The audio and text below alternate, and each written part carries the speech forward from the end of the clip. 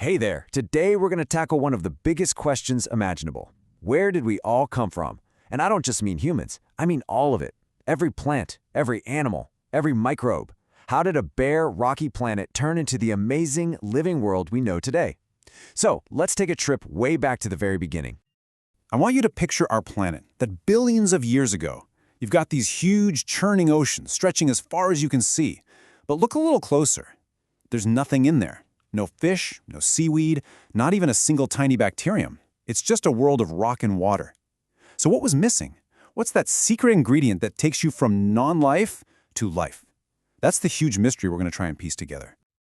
Okay, so our story kicks off on a version of Earth you probably wouldn't even recognize, a world without a single living thing on it. You know, the key word here is promising, because let's be honest, 4 billion years ago, Earth was a pretty tough place to be. I mean, it was volcanic, constantly getting blasted by radiation, and the atmosphere was this thick, hazy mess. But its oceans, the oceans held the key. They weren't just H2O, they were filled with all these simple chemical compounds, just floating around waiting for a spark. So it helps to think of this next part like a cosmic kitchen, really. All the basic ingredients were right there, floating around in the water.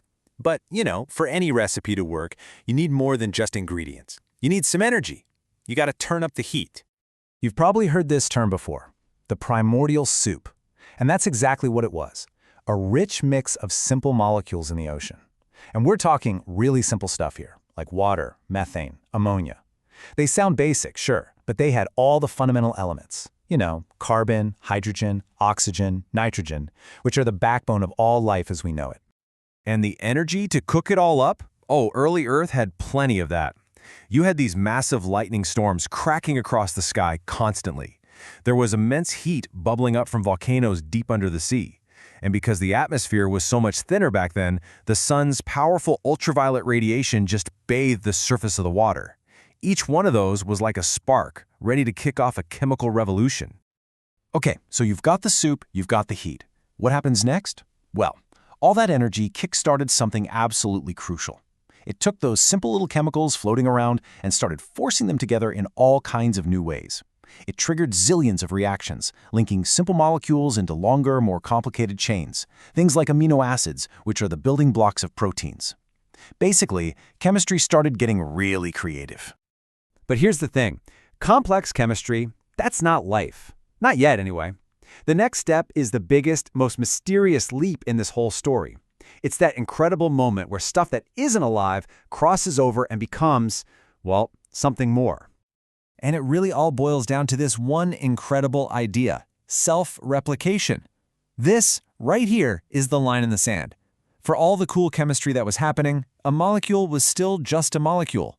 But when one of these new structures somehow gained the ability to make a copy of itself, something fundamentally new was born. It was the beginning of information, of heredity.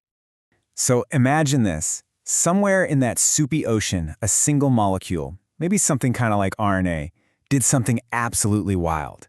It made a copy of itself. And then those copies made more copies. This wasn't just random chemistry anymore. Not at all. This was the start of a lineage. The very, very first basic form of biological inheritance. Now, this didn't happen overnight. Over millions and millions of years, these self-copying molecules got wrapped up inside protective little bubbles, or membranes, and boom, you have the first simple cells. These were our planet's very first residents, tiny little organisms just floating in the ocean, eating the very same chemical soup that created them. Life had officially arrived. It's so easy to just hear those numbers and move on, but let's just stop for a second and think about that scale. Going from the first chemical reactions to the first actual cells took something like 300 million years. And as we're about to see, it would be another billion years or so before the next really huge change. I mean, this was a slow, patient game playing out across an entire planet. For over a billion years, life stayed pretty simple. It was all microscopic, all stuck in the oceans. But some of these little cells were about to figure out a new trick. An invention so powerful, it wouldn't just give them a leg up, it was going to remake the entire planet. Photosynthesis, right? We learn about it in school, and we totally take it for granted. But for early life, it was a revolutionary hack. Instead of just eating the chemicals that were floating around, some organisms figured out how to use the biggest energy source around, sunlight. They learned how to make their own food. And this is where it gets crazy, because this one little biological trick completely terraformed our planet. Before photosynthesis, Earth's atmosphere was this hazy, toxic mix of gases, pretty much no oxygen.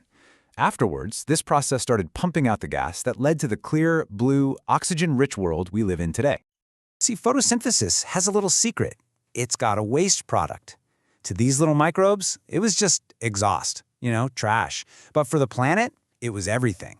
That waste product was oxygen.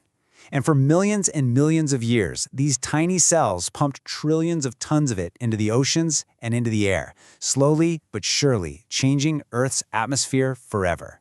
And that set the stage for, well, for us, for bigger, more complex life that breathes air. So there you have it. In the span of a few billion years, Earth went from a sterile piece of rock to a living planet that was actually starting to breathe. The foundation was set. Life had a foothold. But this was only the beginning. The incredible story of evolution, with predators and prey, brains and bones, creatures that walk and swim and fly, that was all just about to begin. So what do you think happened next?